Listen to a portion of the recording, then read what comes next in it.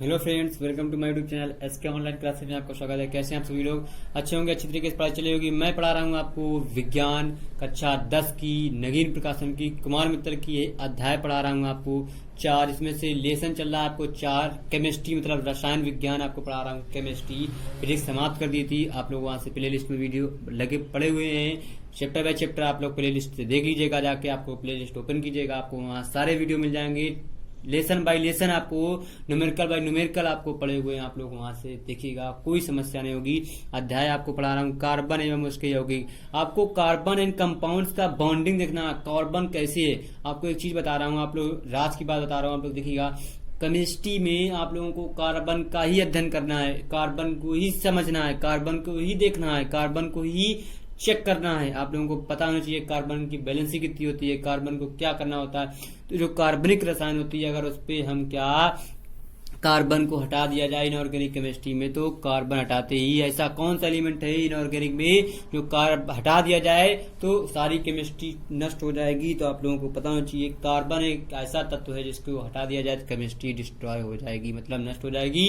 ये आपको बता रहा हूँ, आप लोग समझिएगा और जानिएगा भी। ठीक है, तो शुरू करने से पहले आप लोगों से कहना चाहूंगा, अगर आप लोगों ने अभी भी हमारे वीडियो को लाइक नहीं किया तो जल्दी से जल्दी पहले लाइक कर दीजिए, लाइक ठोक दीजिएगा, लाइक का बटन दबा दीजिएगा, थंबनेल दबा दीजिएगा। और अगर आप लोगों ने अभी भी चैनल को सब्सक्राइब नहीं किया है तो चैनल को सब्सक्राइब कर लीजिए, साथ ही साथ बेल आइकन को भी दबा दीजिएगा, जिससे आपको लेटेस्ट नोटिफिकेशन वीडियो आपके मोबाइल पर पहुंच जाएगी, तो आप वहां से उसका लाभ उठा सकते हैं। ठीक है, तो देखते हैं, आपको दिखाते हैं, आपको चैप्टर स्टार्ट करते हैं। थोड़ी सी नोट्स में प्रॉब्लम है, शिकायत कर रहे हैं बहुत सारे बच्चे, लेकिन क्या करें, मेरी राइटिंग थोड़ी सी गड़बड़ी है, तो इसको थोड़ा सा और मैं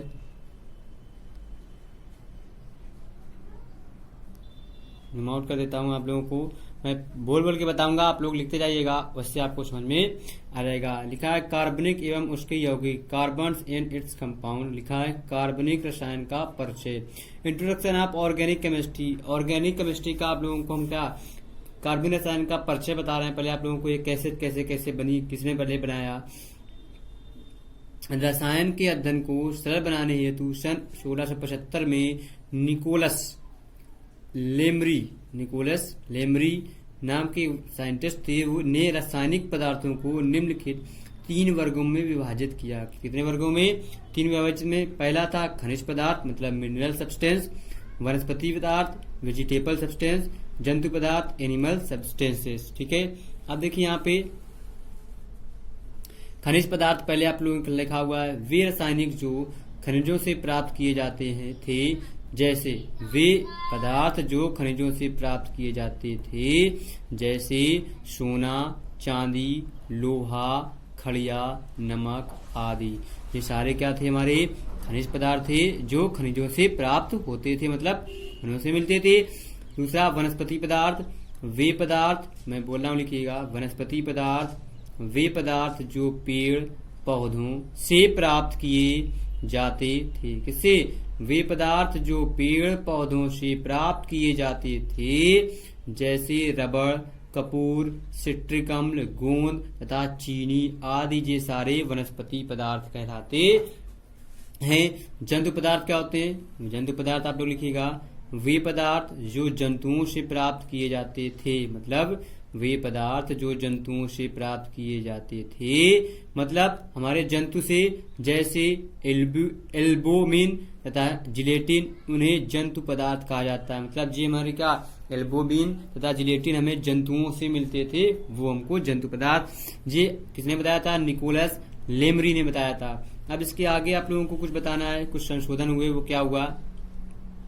इसके फलस्वरूप रासायनिक पदार्थों की वर्गीकरण में संशोधन किया गया था तथा इन्हें 2 भागों में संशोधन करने के बाद 2 भागों में बांटा गया। कौन सा? एक था ऑर्गेनिक पदार्थ, एक था इनऑर्गेनिक पदार्थ। मतलब जो आप लोगों को फर्स्ट ईयर में पढ़ेंगे, फर्स्ट इंटर में, ऑर्गेनिक सब्सटेंस और इनऑर्गेनिक सब्सटेंस मतलब ऑर्गेनिक केमिस्ट्री, इनऑर्गेनिक केमिस्ट्री।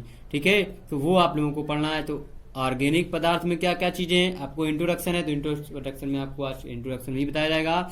वे पदार्थ जो जीवधारियों मतलब लिविंग ऑर्गेनिज्म, मतलब वे ऑर्गेनिक में क्या, वे पदार्थ जो जीवधारियों से प्राप्त होते हैं, मतलब वे पदार्थ जो जीवधारियों से प्राप्त होते हैं उन्हें ऑर्गेनिक सब्सटेंस कहा जाता है। जैसे एग्जाम्पल, जंतु तथा पेड़ पौधे वनस्पतियां वेजिटेबल दोनों ही जीवधारी कहलाते हैं। दूसरा point, inorganic substance. Inorganic substance में क्या है?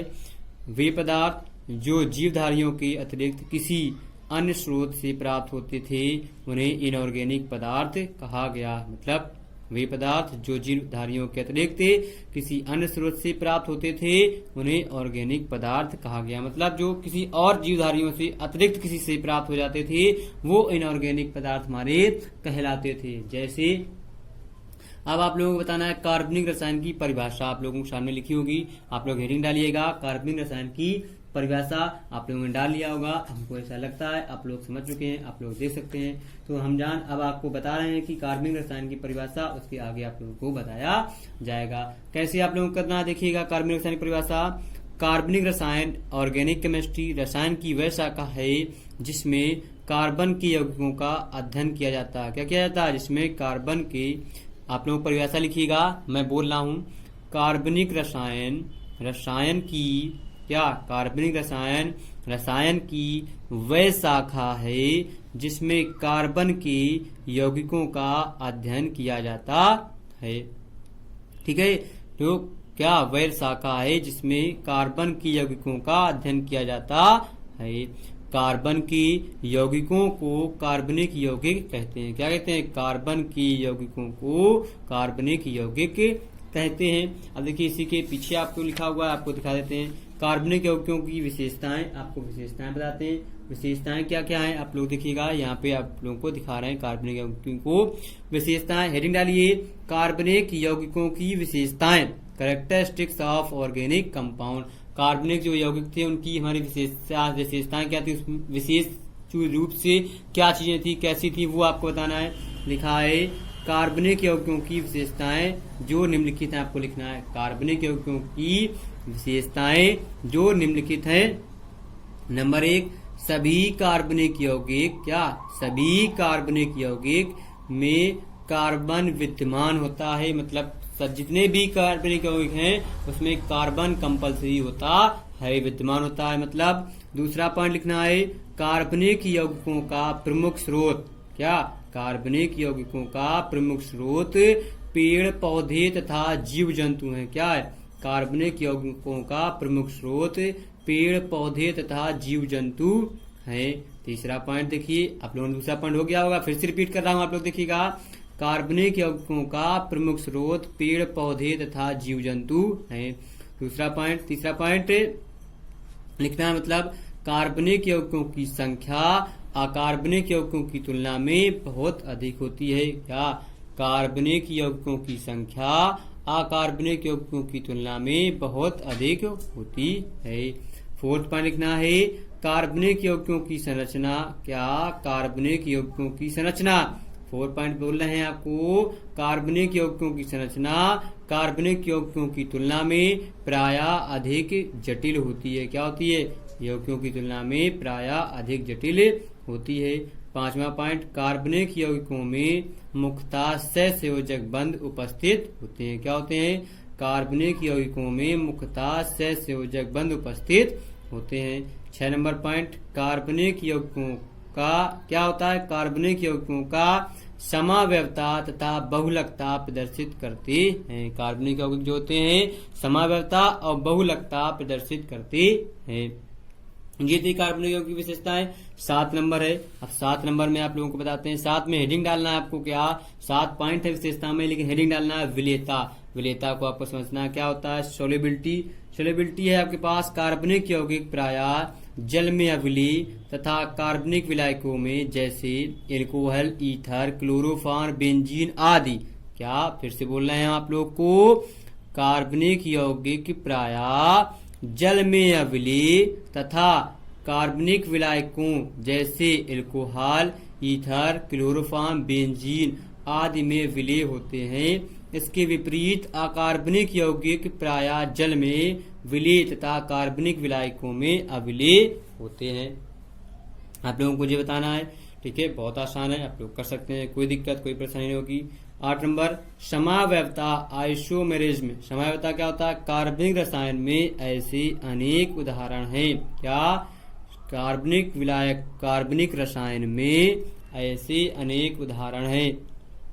आप लोगों को समावयवता हेडिंग डालना, उसमें लिखना है कार्बनिक रसायन में ऐसे अनेक उदाहरण हैं जब 2 या 2 से अधिक यौगिक एक ही अणुसूत्र द्वारा प्रदर्शित किए जा सकते हैं। क्या किए जाते हैं? जब 2 या 2 से अधिक यौगिक एक ही अणुसूत्र द्वारा प्रदर्शित किए जा सकते हैं।